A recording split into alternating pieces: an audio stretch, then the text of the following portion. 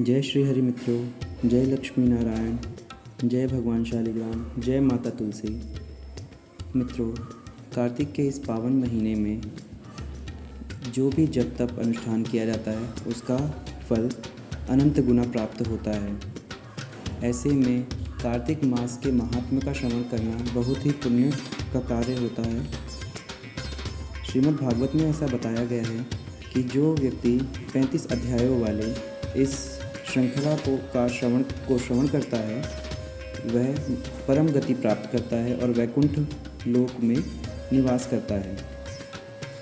मित्रों, चलिए हम पंचदेवों का ध्यान करें, नमस्कार कर दूसरा अध्याय शुरू करते हैं। ओम गंगणपतये नमः। नमो देव्यै महादेव्यै शिवायै सततं नमः। नमः प्रकृते भद्रायै नियता प्रणतास्मताम्। ओम नमो भगवते वासुदेवाय। ओम नमः शिवाय। अब नवग्रह मंडल के प्रतिनिधि भगवान सूर्य नारायण का ध्यान करते हैं। ओम ब्रह्मा मुरारी त्रिपुरांतकारी भानु शशि भूमि सुतो बुधश्च गुरुश्च शुक्र शनि राहु केतुः सर्वे ग्रह शांतिकरा भवन्तु। ओम ओम ओम। ब्रह्मा जी बोले, हे पुत्र, जो व्यक्ति तुलसी की मंजरी सहित भगवान शालिग्राम का एक बूंद चरणामृत पान करता है वह ब्रह्म हत्या जैसे बड़े बड़े पापों से मुक्त होकर वैकुंठ को प्राप्त करता है। इसमें कोई संदेह नहीं।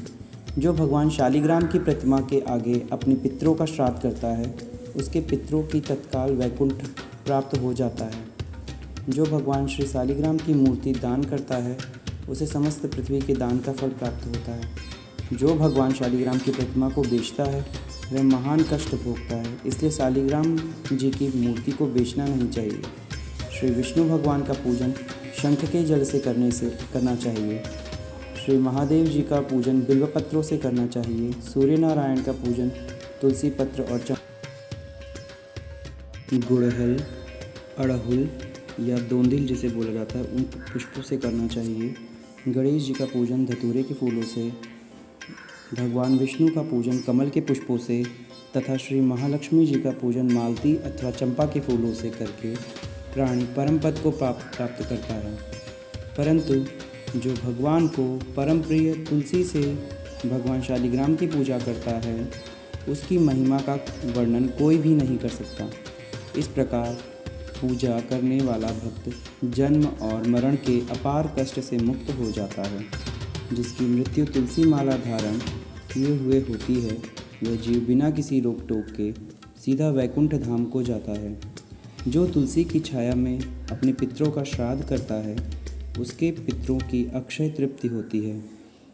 तुलसी का सिंचन गंगा, यमुना तथा नर्मदा में स्नान के समान ही होता है।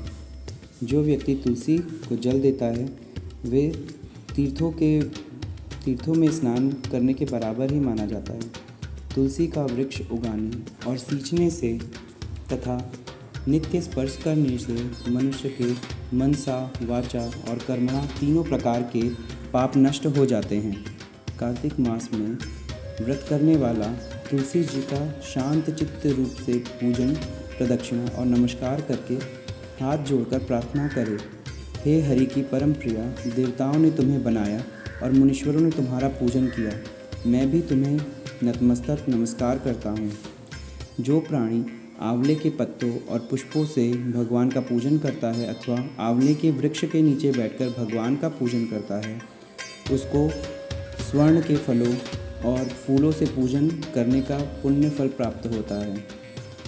जो मनुष्य द्वादशी को तुलसी तथा आंवले के पत्तों को तोड़ता है वह घोर नरक भोगता है। प्रत्येक मनुष्य को चाहिए कि कार्तिक मास में आंवले के फल, तुलसी और गोपी चंदन की माला धारण करे। ऐसा करने से वह आवागमन के चक्र से मुक्त हो जाता है। कार्तिक मास में स्नान और व्रत करने वाले मनुष्य को चाहिए कि वह ब्राह्मणों को भोजन कराने के पश्चात चंदन, पुष्प, पान तथा दक्षिणा से संतुष्ट करें। संपूर्ण कार्तिक मास में पृथ्वी पर शयन करने, ब्रह्मचर्य का पालन करने पत्ते की पत्तलों में भोजन करने और मौन व्रत से प्राणी परम वीर धीर गंभीर और कीर्तिवान होता है। जो मनुष्य एक समय आंवले के वृक्ष के नीचे पूर्ण कार्तिक मास भोजन करता है, उसके 1 वर्ष के समस्त पाप नष्ट हो जाते हैं।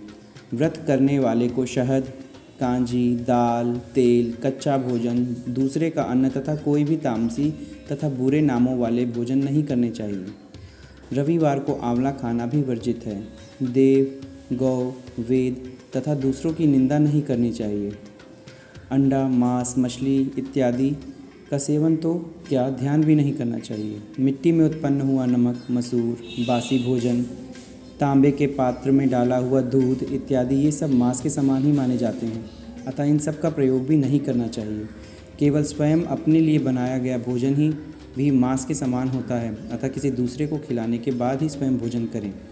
लहसुन, प्याज, फूल गोभी, गाजर, जंगली घिया, बैगन, पेठा तथा दोबारा पकाया भोजन व्रत में नहीं खाना चाहिए। रजस्वला स्त्री, मलेच्छ, पतित तथा पाखंडी आदि से भूलकर भी बात नहीं करनी चाहिए। एकम को पेठा, द्विज को बैगन, तीज को गोभी का फूल, चौथ को मूली, पंचमी को बेल का फल, षष्ठी को कलिंदा, सप्तमी को आंवला, अष्टमी को नारियल, नवमी को जंगली घिया, दशमी को परवल, एकादशी को बेर, द्वादशी को मसूर की दाल, त्रयोदशी को पान, चतुर्दशी, अमावस्या तथा पूर्णमासी को किसी भी फली का साग भूलकर भी नहीं खाना चाहिए। इस प्रकार द्वितीय अध्याय समाप्त हुआ। मित्रों, अब हम भगवान विष्णु का ध्यान, माता तुलसी का ध्यान और थोड़ा संकीर्तन कर लेते हैं। शांताकारं भुजगशयनं पद्मनाभं सुरेशं विश्वाधारं गगनसदृशं मेघवर्णशुभांगं लक्ष्मीकान्तं कमलनयनं योगभिर्ध्यानगम्यं वंदे विष्णु भवभयहरं सर्वलोकैकनाथं। श्री तुलसी जी का ध्यान व आरती। तुलसी महारानी नमो नमो, हरि की पटरानी नमो नमो, धन तुलसी पूरन तप कीनो, शालिग्राम बनी पटरानी नमो नमो। जाके पत्र मंजरी कोमल, श्रीपति कमल चरण लपटानी नमो नमो। धूप दीप नैवेद्य आरती, पुष्पन की वर्षा बरखानी नमो नमो। तुलसी महारानी नमो नमो। 56 भोग 36 व्यंजन, बिन तुलसी हरि एक नमानी नमो नमो। सब मिल मैया तेरे यश गावे, भक्ति दान दीजिए महारानी नमो नमो। तुलसी महारानी नमो नमो, तुलसी महारानी नमो नमो। जय श्री हरि, जय लक्ष्मी नारायण, जय माता तुलसी।